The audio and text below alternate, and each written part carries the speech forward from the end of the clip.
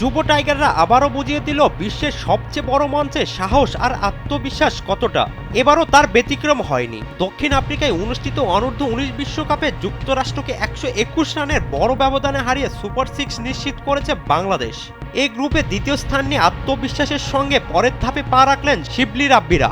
Bangladesh super 6-এ group 1-এ প্রতিপক্ষ হিসেবে তারা পেয়েছে পাকিস্তান ও নেপালকে। নিজেদের প্রথম ম্যাচে আগামী 31 জানুয়ারি নেপালের মুখোমুখি হবে। এরপর শেষ ম্যাচ 3 ফেব্রুয়ারি প্রতিপক্ষ পাকিস্তান, যেখানে প্রতি গ্রুপে শীর্ষ 2 দল যাবে সেমিফাইনালে।